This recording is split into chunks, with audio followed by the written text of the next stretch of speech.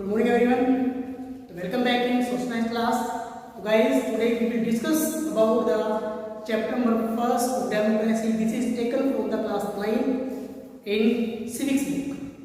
What is democracy and why democracy? In this chapter we will discuss all about the democracy and the feature of democracy and why this is very important to us step by step. Let's start the chapter. First of all, we will discuss about our views of this chapter. By doing so, we will be able to know about the concept of this chapter. What is democracy? लोकतंत्र क्या होता है? What are its feature? लोकतंत्र की विशेषताएं क्या होती है? This chapter builds on a simple definition of democracy. Chapter build किया गया है एक छोटी सी सिंपल सी डेफिनेशन के साथ बिल्ड किया गया है. And step by step we work out the meaning of the term involved in this definition. और स्टेप बाय स्टेप हम क्या करेंगे कि जितने भी मीनिंग इस डेफिनेशन के अंदर आते हैं, जो वर्ड यूज़ किए गए हैं, उनका मतलब हम निकालेंगे और ये पता करेंगे कि डेमोक्रेसी क्या होती है. The aim here is to understand clearly the bare minimum feature of a democracy from form of government. कहता कि ये जो चैप्टर हम डिस्कस कर रहे हैं यहाँ पे क्यों करेंगे हम, हमारा मतलब क्या है, एम क्या है, हम क्या करेंगे. We will try to find out more and more feature of democracy from this chapter. हम क्या करेंगे, हम कोशिश करेंगे ज़्यादा से ज़्यादा फीचर निकालने की डेमोक्रेसी के चैप्टर के अंदर से. After going through this chapter we should be able to distinguish a democratic form of government from a non democratic government. After discuss this chapter, कहने का मतलब क्या है कि ये चैप्टर पढ़ने के बाद हम क्या होंगे, we will be able to describe the democratic government और non democratic government. Towards the end of this chapter, इस चैप्टर के अंत में we step beyond this minimal objectives and introduce to broader ideas of democracy. कहता है कि इस objective यानी डेमोक्रेसी के उद्देश्य क्या होते हैं. And we will discuss a broader meaning of democracy. और एक विस्तृत अध्ययन करेंगे, विस्तृत डिस्कस करेंगे डेमोक्रेसी के बारे में. Democracy is the most prevalent form of government in the world today. अगर आज की बात करें तो आज जो है डेमोक्रेसी जो है संसार के सभी हिस्सों में फैली हुई है और सबसे अच्छा इसको माना जाता है. But Y is it so, लेकिन ऐसा क्यों. What makes it better than other form of government. इसमें ऐसी क्या चीज़ें हैं जो क्या बनाती है किसी भी दूसरी गवर्नमेंट से बढ़िया बनाती है. That is the second big question that we take up in this chapter. ये बड़ा क्वेश्चन हुआ जिसको हम डिस्कस करेंगे कि वाई डेमोक्रेसी, यानी डेमोक्रेसी की हमें ज़रूरत क्यों पड़ती है, या फिर यूँ कहें कि डेमोक्रेसी जो है वो सबसे बेहतर फॉर्म क्यों है किसी भी लोकतंत्र के अंदर, किसी भी देश के अंदर. तो फर्स्ट ऑफ ऑल यहाँ पे लिखा है कि व्हाट इज़ डेमोक्रेसी. सब टॉपिक जो हमारे चैप्टर का है व्हाट इज़ डेमोक्रेसी. यूँ कहे the main topic of this chapter is what is democracy and why democracy. You have already read about different form of government. हमने अलग अलग प्रकार की गवर्नमेंट के बारे में अभी तक पढ़ा. On the basic of your understanding of democracy, so for mentioning a few examples write down some common feature of. कहता कि इसी आधार पर हमने क्या किया, कुछ कॉमन फीचर निकाले डेमोक्रेसी के. डेमोक्रेटिक गवर्नमेंट्स, लोकतांत्रिक सरकार क्या है, या नॉन डेमोक्रेटिक गवर्नमेंट, गैर लोकतांत्रिक सरकारें कौन सी होती हैं. तो फर्स्ट ऑफ ऑल यहाँ पे डिस्कस की गई है कुछ बच्चों के द्वारा, एक टीचर के द्वारा, वाई डिफाइन डेमोक्रेसी, कि why this is very important to describe the democracy या टू डिफाइन द डेमोक्रेसी. कि ज़रूरी क्यों है कि हम क्या करें, हम डेफिनेशन ढूंढें डेमोक्रेसी की. बिफोर वी प्रोसीड फर्दर, कहता कि आगे बढ़ने से पहले let's first take note of an objection by Mary. यहाँ पे एक मैरी स्टूडेंट है वो, और उसने एक ऑब्जेक्शन दिया. She does not like this way of defining democracy and wants to ask some basic question. कहता है कि जिस तरीके से हम डेफिनेशन देते हैं डेमोक्रेसी की, उस तरीके से वो खुश नहीं है और कहती है, वो चाहती है कि मुझे कुछ और पता चले. Her teacher Matilda respond to her question. उसकी जो टीचर है मैटिल्डा जो है वो क्या करती है, रिस्पॉन्ड करती है क्वेश्चन का. As other classmate join the discussion. और दूसरे जो क्लासमेट वो भी क्या करते हैं, इस डिस्कशन को वन बाय वन ज्वाइन करते हैं, अपने व्यूज़ रखते हैं. तो मैरी बोलती है, ma'am I don't like this idea. कि मैरी ने कहा कि मैडम ये जो डेमोक्रेसी है वो आइडिया मुझे ज़्यादा पसंद नहीं है. First we spend time discussing democracy and then we want to find out the meaning of democracy. वो कहती कि मैडम क्या ये ज़रूरी है कि फर्स्ट सबसे पहले हम क्या करें, डेमोक्रेसी के बारे में डिस्कस करें और उसके बाद में उसका मीनिंग निकालें. I mean logically should not we have approached it to the other way round. वो कहती क्या हमारे पास कोई और तरीका नहीं है इसको खोजने के लिए. Should not the meaning have come first and then the example. वो कहती है कि क्या पहले मीनिंग नहीं आना चाहिए, उसके बाद हमें एग्जाम्पल डिस्कस करने चाहिए. मैडम बोलती है, I can see your point, कि मैं आपका पॉइंट ऑफ व्यू देख पा रही हूँ, but that is not how we reasons is every everyday life. कहते कि but that is not how we reason in everyday life. कहते कि लेकिन वो मतलब नहीं होगा कि जिसको हम हमारी हर रोज़ की ज़िंदगी में लेते हैं। We use words like pen, वो कहते हैं कि हम डिफरेंट टाइप के वर्ड यूज़ करते हैं, एवरीडे यूज़ करते हैं, लाइक पेन, रेन, लव और many more like this. Do we wait to have a definition of this word before we use them. क्या इनको यूज़ करने से पहले इनकी डेफिनेशन हमें पता होनी चाहिए। Come to think of it, इसके बारे में सोचो। Do we have clear definition of this word, क्या इन वर्ड की डेफिनेशन हमें पता है। It is only by using a word that we understand its meaning. कहता है ये वे वर्ड हैं जिसका केवल नाम लेने से हम इनका मतलब समझ जाते हैं। मैरी ने जवाब दिया, Mary said but then why do we need definition at all, लेकिन फिर हमें ज़रूरत क्यों है डेफिनेशन की। मैडम बोलती है we need a definition only when we come across a difficulty in the use of a word. Madam ने जवाब दिया कि हम किसी भी वर्ड का डेफिनेशन तब पता करते हैं जब उसको इस्तेमाल करने में हमें तकलीफ़ महसूस होती है, प्रॉब्लम आती है। We need a definition of rain only when we wish to distinguish from से ड्रिजल और क्लाउड बस्ट। कहता है कि रेन की हमें डेफिनेशन नहीं पता होती, या फिर हमें यूँ कहें कि रेन की डेफिनेशन जानने की हमें ज़रूरत नहीं होती, लेकिन जब हम इसको ड्रिजल से अलग करते हैं, क्लाउड बर्स्ट से अलग करते हैं, उस टाइम पे हमें क्या चाहिए, हमें रेन की डेफिनेशन क्लियरली चाहिए होती है। The same is true for democracy, और वही तरीका डेमोक्रेसी में भी लागू होगा।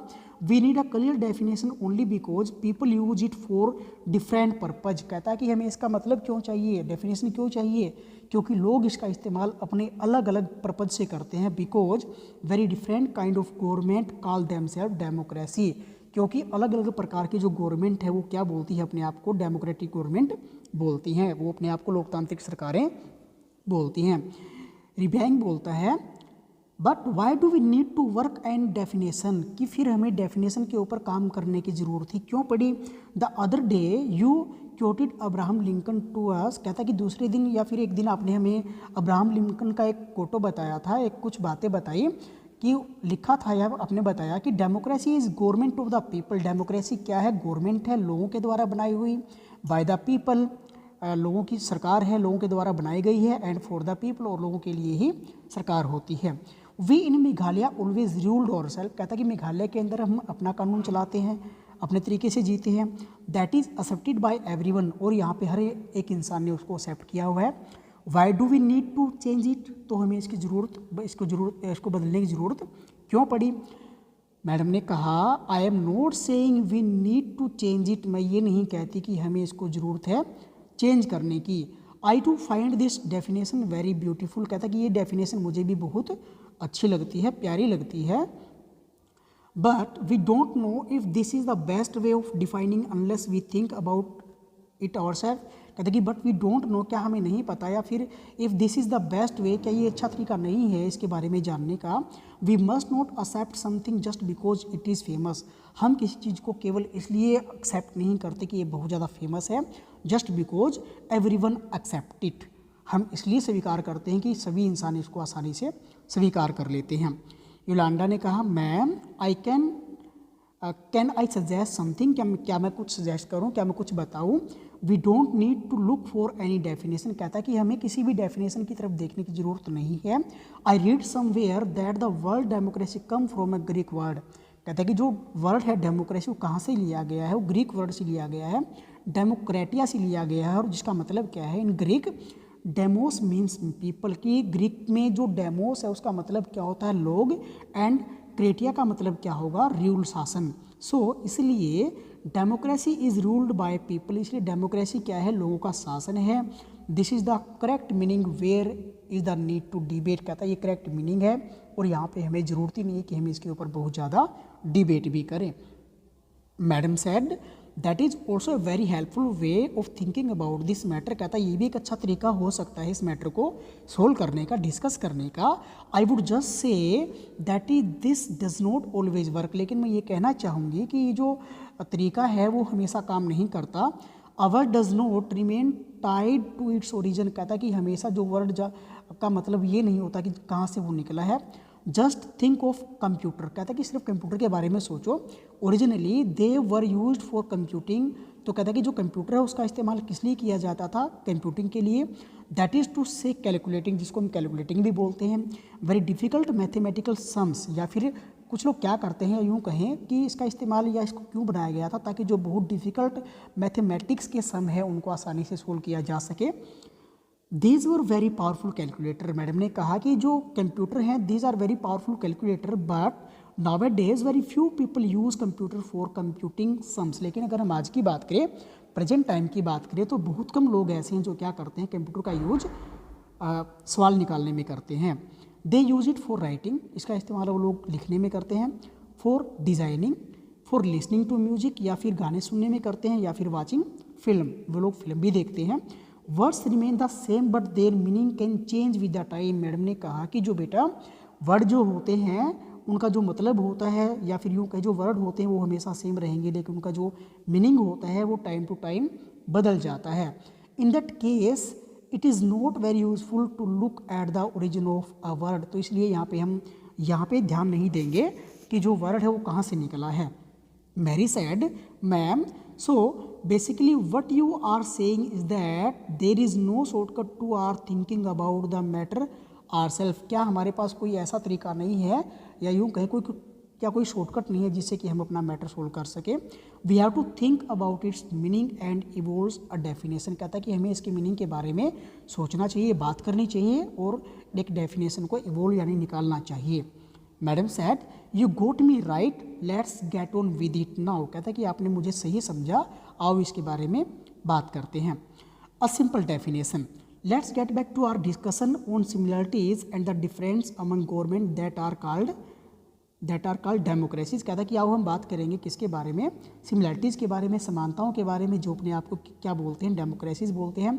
One simple factor common to all democracy is, कहता है कि जो हर एक लोकतंत्र में सिंपल जो कॉमन फैक्टर हमें मिलता है वो क्या है, the government is chosen by the people, कि जो लोग है या जो सरकार है वो कौन चूज करता है, वो वहाँ के लोग चूज करते हैं। We could thus start with a simple definition, इसलिए हम इस चैप्टर को स्टार्ट करेंगे एक प्यारी सी छोटी सी सिंपल डेफिनेशन के साथ। और वो क्या है, democracy is a form of government in which the rulers are elected by the people. डेमोक्रेसी क्या है, एक प्रकार है सरकार का जहाँ पे क्या किया जाता है, शासक का चुनाव लोग करते हैं, उसको चुनते हैं। This is a useful starting point. कहता है कि ये बड़ा स्टार्टिंग जो पॉइंट है बड़ा यूजफुल हो सकता है, और वह है this definition allows us to separate democracy from form of government that are clearly not democratic। कहता है कि जो डेफिनेशन है हमें क्या कर सकती है, हमें एक तरीका देगी, हमें एक वे देगी जिसके तरीके से हम क्या करेंगे, जिसकी मेथड से हम क्या करेंगे, नॉन डेमोक्रेटिक गवर्नमेंट को डेमोक्रेटिक गवर्नमेंट से अलग कर पाएंगे। The army rules of Myanmar were not elected by the people. कहता है कि जो आर्मी रूल है म्यांमार के अंदर, और जो राजा वहाँ का that is not elected by the people, उसका चुनाव लोगों ने नहीं किया। Those who happen to be in control of army because the rulers of the country. कहता कि वहाँ का जो शासन है वो किसके अंडर में है, आर्मी के अंडर में है, और जो आर्मी है that are not chosen by the people, उसको भी लोगों ने नहीं चुना। पीपल हैड नो से इन दिस डिसीजन। कहता है इस प्रकार लोगों का जो ओपिनियन नहीं सुने जाते इस प्रकार की सरकार के अंदर। डिक्टेटर्स लाइक पिनोसेट, कहता है जो डिक्टेटर है तनासा है पिनोसेट के अंदर, चिली के अंदर, are not elected by the people, उसको भी लोगों ने नहीं चुना। This is also applies to monarchies, और उसी तरीके से ये मोनार्चीज के अंदर भी लागू होता है। मोनार्चीज का मतलब क्या होता है यहाँ पे, कि राजा का बेटा ही राजा बनेगा। The Kings of Saudi Arabia rule not because the people have chosen. कहता है कि जो राजा है सऊदी अरब का, जो राजा है वो केवल इसलिए राज नहीं करता कि उसको लोगों ने चुना है, but because they happen to be born into the royal family. वो इसलिए राज करता है कि उसका जो जन्म हो किस फैमिली में हुआ है, वो राजा के परिवार में हुआ है। This simple definition is not adequate. जो सिंपल डेफिनेशन हमने पढ़ी है कि democracy is a form of government in which the rulers are elected by the people, इसको हम एडिक्वेट या पर्याप्त नहीं बोल सकते। इट रिमाइंड्स अस दैट, ये हमें ध्यान रखना चाहिए, याद रखना चाहिए, democracy is a people's rule, की डेमोक्रेसी क्या है, लोगों का शासन है। But if we use this definition in an unthinking manner, अगर हम इस डेफिनेशन का इस्तेमाल बिना सोचे समझे करते हैं, we would end up calling almost every government that holds an election है डेमोक्रेसी। तो कहता है कि हम हर एक उस सरकार को जो इलेक्शन करवाए जाते हैं उसको हम डेमोक्रेसी बोलेंगे। That would be very misleading, जो क्या करेगा, हमें मिसलीड करेगा, हमें नेतृत्व नहीं दे पाएगा। As we shall find out in chapter number 3, every government in contemporary world wants to be called a democracy. अगर हम आज प्रेजेंट टाइम की बात करें तो जितने भी देश आज हमारे वर्ल्ड में है या जो भी सरकारें चल रही हैं वो अपने आप को डेमोक्रेसी कहलाना पसंद करते हैं, even if it is not so, चाहे वो डेमोक्रेसी ना हो. That's why we need to carefully distinguish between a government that is a democracy and one that pretend to be one. कहता कि इसलिए हमें ये बहुत ज़्यादा यहाँ पे ज़रूरी हो जाता कि हम क्या करें, हम डेमोक्रेसी को नॉन डेमोक्रेसी से अलग करें. We can do so by understanding each word in this definition carefully and spelling out the feature of a democratic government. कहता कि ये हम कैसे कर सकते हैं, कहता कि जो वर्ड यूज किए गए हैं डेफिनेशन के अंदर उनको हम again and again step by step उनको हम डिस्कस कर सकते हैं ताकि हम क्या कर सकें, ताकि हम ये पता लगा सकें कि रियल में डेमोक्रेसी क्या होता है. तो यहाँ पे हम डिस्कस करेंगे features of democracy. To know about the democracy, क्या करने के लिए we have to discuss about the features of democracy. हमें फीचर्स डिस्कस करने पड़ेंगे ताकि हम ये पता लगा सकें कि डेमोक्रेसी होती क्या है. We have started with a simple definition that democracy is a form of government in which the rulers are elected by the people. जो चैप्टर हमने स्टार्ट किया था एक प्यारी सी छोटी सी डेफिनेशन थी कि डेमोक्रेसी क्या है, एक प्रकार है सरकार का जहाँ पे राजा का चुनाव लोग करते हैं. This is raise many question, और ये जो डेफिनेशन है यहाँ पे काफ़ी क्वेश्चन रेज होते हैं. Who are the rulers in this definition, इस प्रकार की डेफिनेशन के अंदर राजा कौन होगा. Which officials must be elected for any government to be called democracy. कहता किस प्रकार के ऑफिशियल होंगे जो लोकतांत्रिक कहलाए जाएंगे. This decision may be taken by non elected official in a democracy. और को किस प्रकार के डिसीजन लेगा ऐसा व्यक्ति जो कि लोगों द्वारा चुना हुआ नहीं होता. What kind of election constitutes a democratic election. कहता किस प्रकार के इलेक्शन होंगे. What conditions must be fulfilled for an election to be considered democratic. कहता है डेमोक्रेटिक होने के लिए किस प्रकार की जो कंडीशन इलेक्शन में होंगी वो लागू की जाएंगी. Who are the people who can elect the rulers or get elected as a ruler. कहता है कि कौन ऐसे लोग होंगे जो राजा का चुनाव करेंगे और कौन ऐसा व्यक्ति होगा जो राजा बनेगा. Should this include every citizen on an equal basis. क्या हर एक इंसान को बराबर का अधिकार यहाँ पे मिलेगा. Can a democracy deny some citizens this right. क्या डेमोक्रेसी किसी नागरिक को ये अधिकार देने से मना भी करेगा. फाइनली आखिरी में क्या होगा, what kind of a form of government is democracy. कि जो सरकार बनेगी वो किस प्रकार की डेमोक्रेसी होगी. Can elected rulers do what ever they wants in democracy. क्या जो चुना गया राजा है, शासक है, वो अपनी मनमर्जी चलाएगा इसलिए कि वो लोगों द्वारा चुनकर भेजा गया है. और must a democratic government function with some limit. या फिर क्या डेमोक्रेसी की सरकार के अंदर कोई लिमिट होगी. Is it necessary for a democracy to respect some right of the citizen. क्या ये लोकतंत्र के लिए ज़रूरी होता है कि वो जो नागरिक है उनके अधिकारों की रक्षा करें. Let's consider each of these question with the help of some example. कहते हैं जो क्वेश्चन हमने डिस्कस किए हैं अब हम कुछ एग्जाम्पल के साथ उनको डिस्कस करते हैं. तो फर्स्ट यहाँ पे लिखा गया कि major decision by elected leader. कि जो मेजर डिसीजन है वो कौन लेगा, लोगों के द्वारा चुना हुआ व्यक्ति लेगा. तो यहाँ पे हम डिस्कस करेंगे कुछ एग्जाम्पल को. In Pakistan general Pervez Musharraf led military coup in October 1999. कहते हैं कि पाकिस्तान में क्या हुआ, परवेज मुशर्रफ ने एक आर्मी कूप रेडी किया, आंदोलन चलाया अक्टूबर 1999 के अंदर. He overthrew a democratically elected government and the declared himself the chief executive of the country. उसने क्या किया, यहाँ पे जो लोगों के द्वारा चुना हुआ सरकार थी, डेमोक्रेटिक जो गवर्नमेंट थी, उसको उसने हटा दिया और अपने आप को क्या घोषित किया, चीफ एग्जीक्यूटिव घोषित कर दिया कंट्री का. Later he change his designation to president and in 2002 held a referendum in the country that granted him a 5 year extension.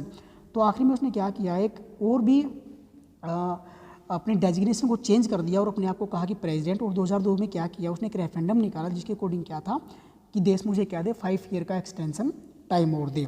Pakistani media, human right organisation and democracy activist said that. कहता है कि वहाँ के जो Pakistani media थी, human right organisation थे और जो डेमोक्रेसी एक्टिविस्ट थे, उन्होंने कहा that the referendum was based on.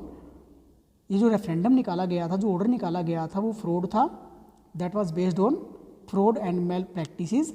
In August 2002 he issues an legal framework order that amended the constitution of Pakistan. और 2002 में फिर से उसने क्या किया, एक और लीगल फ्रेमवर्क तैयार किया जिसके अंदर क्या किया गया, संविधान के अंदर कुछ बदलाव किया गया. अकॉर्डिंग टू दिस ऑर्डर, इस ऑर्डर के अकॉर्डिंग क्या था, the president can dismiss the national and provincial assembly, जो प्रेजिडेंट वो क्या कर सकता है, नेशनल और जो प्रोविंशियल असेंबली है उसको डिसमिस कर सकता है, ख़त्म कर सकता है। The work of the civilian cabinet is supervised by national security council, कहता है कि जो वर्क है सिविलियन का उसको उसकी देखभाल कौन करेगा, उसके ऊपर नज़र कौन रखेगा, उसके ऊपर नज़र रखी जाएगी नेशनल सिक्योरिटी काउंसिल के द्वारा, which is dominated by the military officer, जिसके अंदर कौन शामिल थे, मिलिट्री के ऑफिसर शामिल थे। आफ्टर पासिंग दिस लॉ, ये कानून पास करने के बाद election were held to the national and the provincial assembly, जो इलेक्शन थे वो हेल्ड किए गए किसके लिए, नेशनल और प्रोविंशियल असेंबली के लिए। So Pakistan has had election, इसलिए पाकिस्तान में इलेक्शन तो हुए।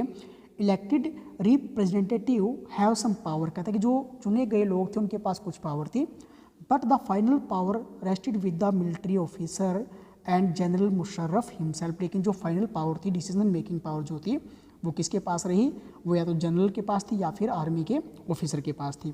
Clearly there are many reason why Pakistan under general Musharraf should not be called democracy, कहता कि यहाँ पे काफ़ी सारे ऐसे रीजन हैं जिसको कि हम पाकिस्तानी गवर्नमेंट को हम डेमोक्रेसी नहीं बोल सकते। But let's focus on one of these, आओ इनमें से एक के ऊपर फोकस करते हैं। Can we say that the rulers are elected by the people, क्या हम बोल सकते हैं कि पाकिस्तान के अंदर जो राजा है, जो मुशर्रफ है, उसका चुनाव लोगों ने किया? Not quite, people may have elected their representative to the national and the provincial assembly, but those elected representative were not really the rulers, कहता कि मानते तो हैं कि यहाँ पे जो लोग चुने गए थे, जो एमपीज एमएलए चुने गए थे, they were elected by the people, वे लोगों ने चुने थे, लेकिन जो फाइनल जो पावर मेकिंग डिसीजन था वो किसके पास था, वो आर्मी के पास था, वो राजा के पास था, उसको हम रियल डेमोक्रेसी नहीं बोल सकते। They can not take the final decision, उनके पास ये पावर नहीं कि वो फाइनल डिसीजन देश के लिए ले सके।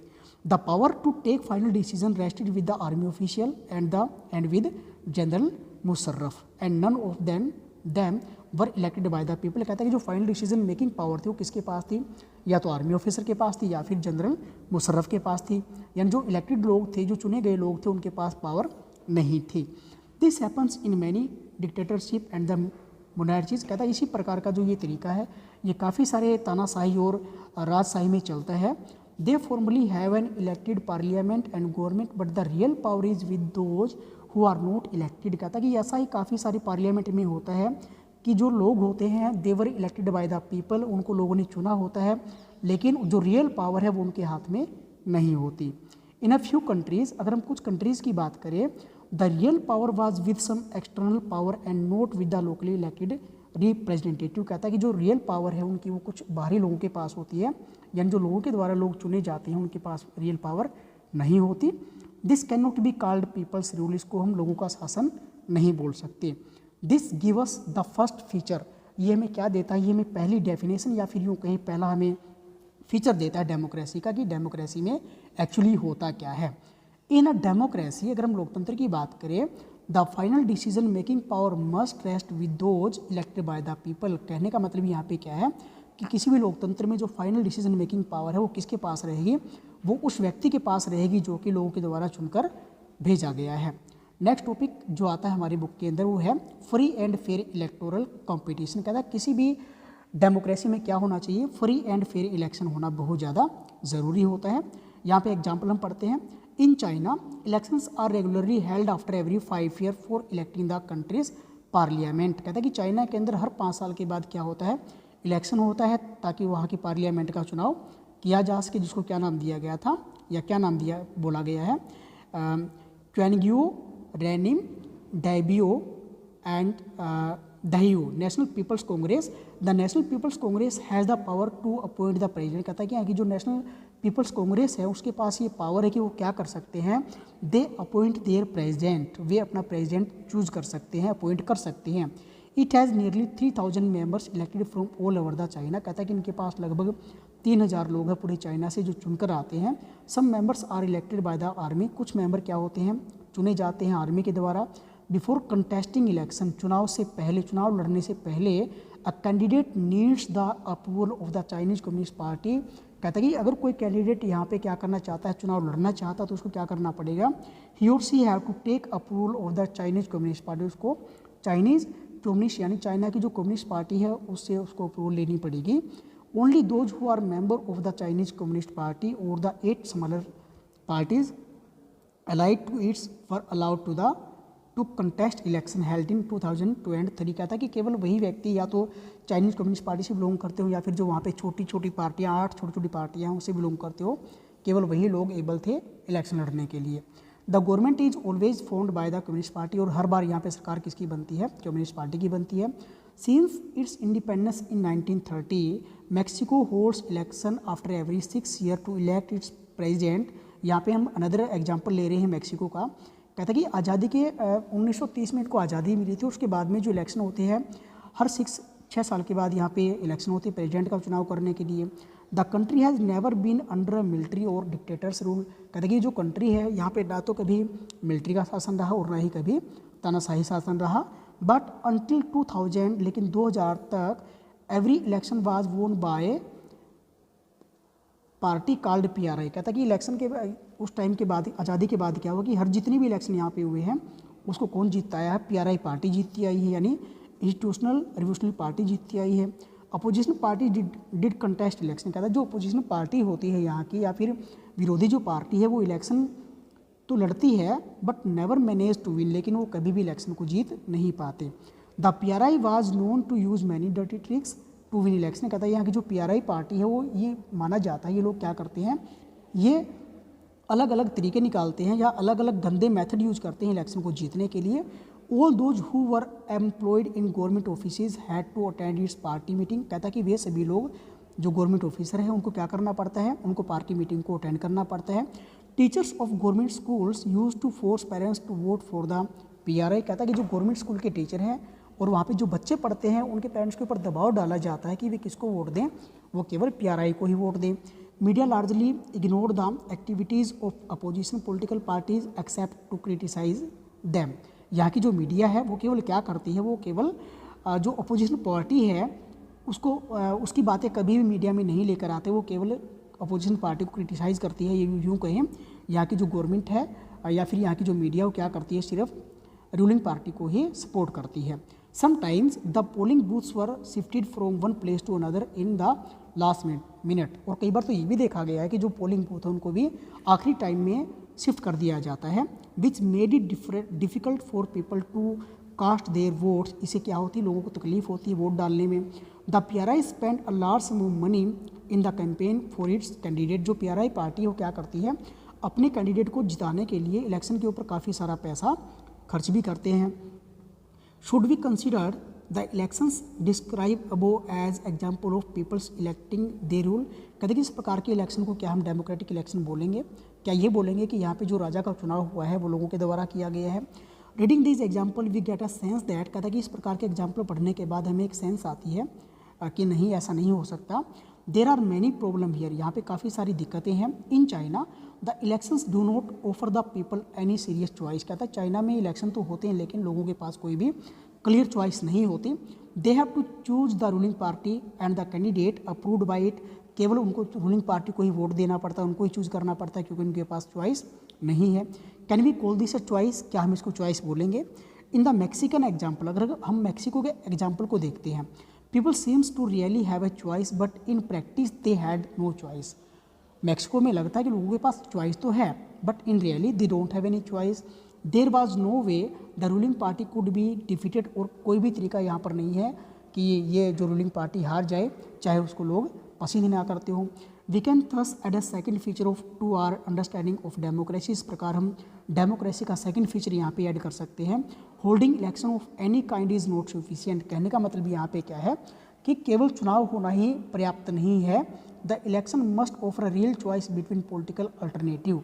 कहते हैं इलेक्शन को क्या देना चाहिए, लोगों के पास एक क्लियर चॉइस होनी चाहिए ताकि वो अपने नेता का चुनाव आसानी से कर सके, अपनी मर्जी के अकॉर्डिंग कर सके। And it should be possible for people to use this choice to remove the existing rulers if they wish so. अगर वे चाहे तो क्या हो कि जो एग्जिस्टिंग रूलर है, जो राजा है, उसका चुनाव कर सकते हैं, उसको बदल सकते हैं। सो इसलिए सेकंड जो फीचर यहाँ पे डेमोक्रेसी का ऐड करने वाले हैं वो ये होगा, a democracy must be based on a free and fair election. कहते हैं कि डेमोक्रेसी किसके ऊपर आधारित होनी चाहिए, फ्री एंड फेयर इलेक्शन के ऊपर आधारित होनी चाहिए। Where those currently in power have a fair chance of losing. कहता है कि यहाँ पे जिसको भी सत्ता की जो पार्टी होती है, जिसकी सरकार होती है, उनके पास एक चांस होता है इलेक्शन को हार जाने का। We shall find out more about a democratic election in chapter number 3। कहता है इसके बारे में हम चैप्टर नंबर 3 के बारे में 3 के अंदर और ज़्यादा पढ़ेंगे। तो क्लास अब आज तक का हमारा टॉपिक यही था, मिलते हैं हम नेक्स्ट पार्ट के अंदर, तब तक के लिए बाय।